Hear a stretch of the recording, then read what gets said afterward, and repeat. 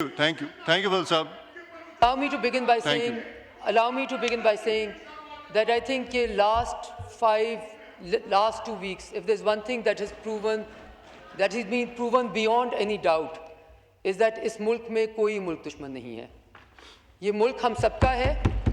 इस मुल्क की हिफाजत करना हम सबकी जिम्मेवारी है और हम सब ने, बेशक वो इस मुल्क का बच्चा हो या इस मुल्क का सिपाही हो या इस मुल्क के न्यूएस्ट टेक्नोलॉजी चलाने वाला एयर ऑफिसर हो, हम सब ने शाना बशाना हर फ्रंट पे इस मुल्क की हिफाजत की है और करने की पूरी सलाहियत रखते हैं. मिस्टर चेयरमैन, मैं यहाँ पे एक बहुत बुरे दिल के साथ इसलिए खड़ी होती हूँ क्योंकि ये सेलिब्रेट करना कि आज हमने इंडिया को कितने बुरे तरीके से हरा दिया, ये इस खित्ते के लिए कोई सेलिब्रेशन नहीं है. ये सेलिब्रेट करना कि एक न्यूक्लियर पावर ने कैसे दूसरे न्यूक्लियर पावर की विल को चैलेंज किया, उसकी कैपेसिटी और कैपेबिलिटी देखे बगैर एक रेड लाइन के बाद दूसरी रेड लाइन के बाद तीसरी रेड लाइन क्रॉस करते रहे.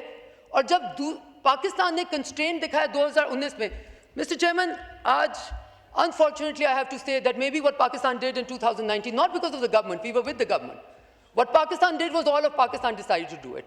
All of Pakistan decided when then two nuclear powers, and one of them goes a bit crazy in its extremism fever and decides to launch airstrikes into the other country for the first time since 1971, and almost demonstrates a crazy recklessness, and is willing to go on an escalation ladder, which we all know that between two nuclear states where that escalation ladder points to.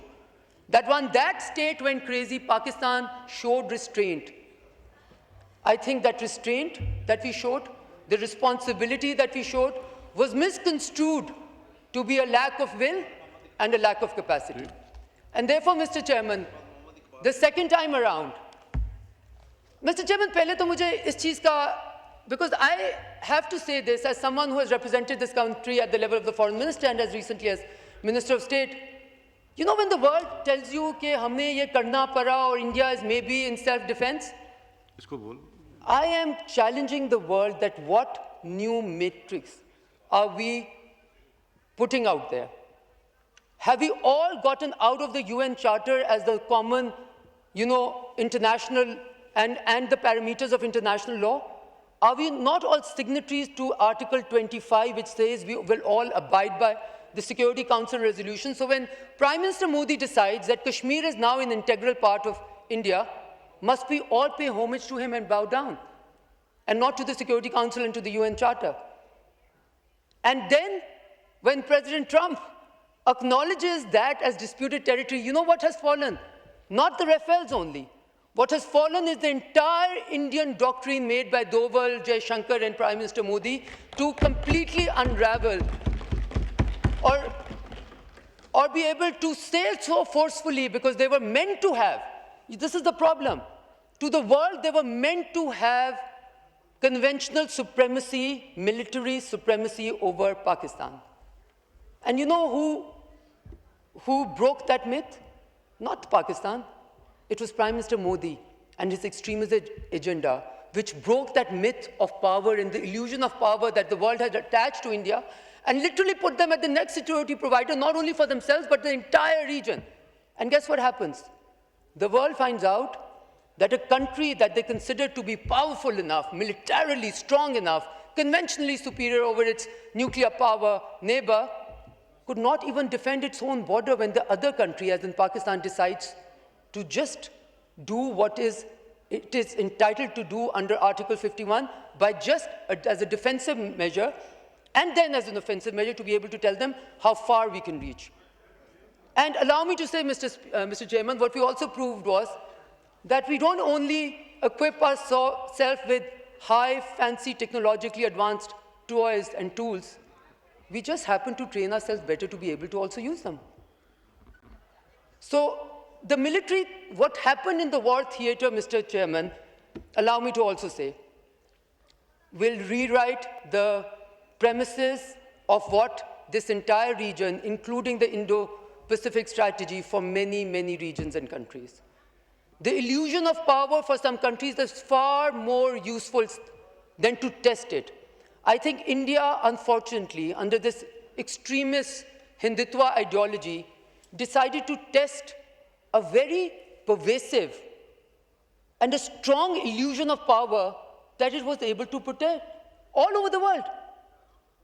And then they burst their own bubble. So, Mr. Chairman, I don't want to go further into that. I just want to make some points because I think Pakistan should be unapologetic in 2 or 3 things. First of all, if somebody thinks that a country where a terrorism incident takes place has the right to launch strikes into another country, into its geographical boundaries, into internationally established borders, then please be mindful of the precedent that we're setting. Please be mindful of the precedent that we're setting. Does that, by the same logic, does it mean that when Jafar Express happened, and we were able to share evidence of India's involvement with it, that we were right in self-defense to launch strikes into Indian territory? Is that what the world is trying to sanctify over here? We cannot rewrite international law until we write it.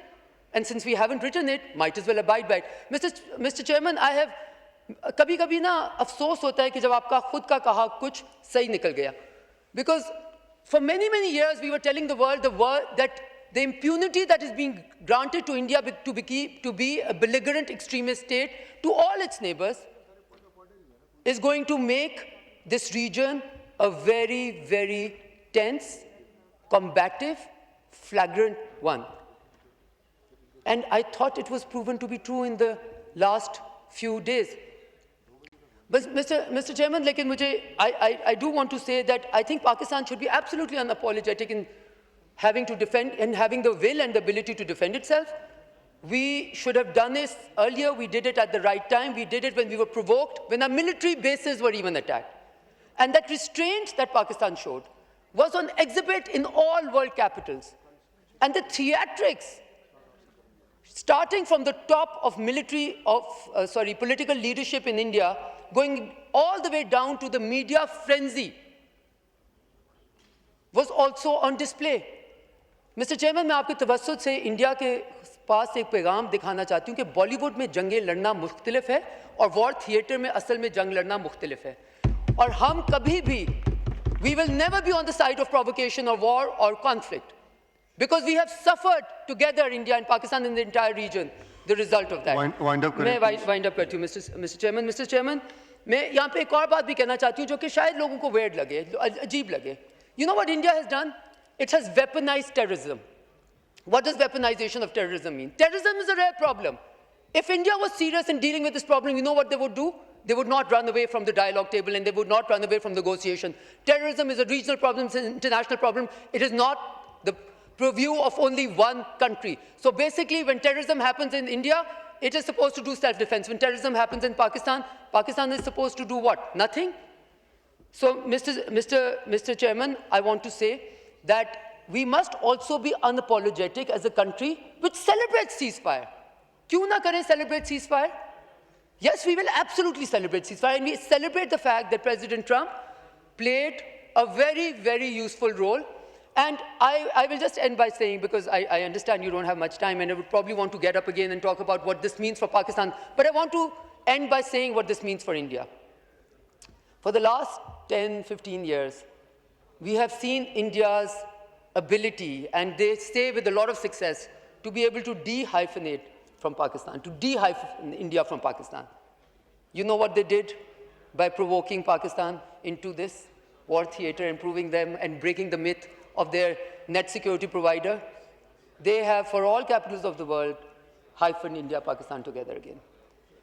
For times to come, people were concerned about this region being a nuclear flashpoint. And we used to say... Conclude, Karle, please. Mr. Chairman, we used to say, nahi, we are a responsible country because the fingers were always pointed at Pakistan. Pakistan will be the irresponsible nuclear state. Guess which country proved itself to be a nuclear state, but an irresponsible one which was willing to go up the escalation ladder? It was India, Mr. Chairman. Lastly, Mr. Chairman. Thank you. Lastly, Mr. Chairman. I think Prime Minister Modi thought that by saying something aggressively enough and by doing something which is very illegal, they can change the geography and reality of the region. And once they start calling a dispute not a dispute, the dispute would stop being a dispute. And when President Trump says in his truth tweet that he would like to play a role in solving this dispute, I want to remind everyone President Trump represents a country which is a deep partner of India at the moment, where they have an alliance of sorts. So now, the interesting thing that we see, and I am absolutely concluding now, thank you. Was that thank you. Thank you. Thank you. Please wind up, Karli. The same India that Pakistan ki har baat ko jhoota kehta tha, jaise hi Secretary Rubio and President Trump sent their tweets out on the role that they had played in the ceasefire, and that they would like for India and Pakistan to resolve all the disputes and go on the negotiating table. The same India, the same Indian press and the same Indian officials starting calling President Trump and Secretary Rubio liars also. So it seems that the lying problem is pervasive all over the world, and the theatrics that we saw from India, which had actually attacked Karachi and Fatah, Karachi ko bhi kar liya tha, Lahore ko bhi kar liya tha, Islamabad ko bhi kar liya tha. Sirf such, the only truth in this world seems to be emanating from that country which displayed its theatrics and its society's implosion in broad daylight, visible to the whole world. Thank you. An important point I would like to highlight is that unnecessarily cast reflection on the conduct of any person who cannot defend himself before the Assembly. It's very important.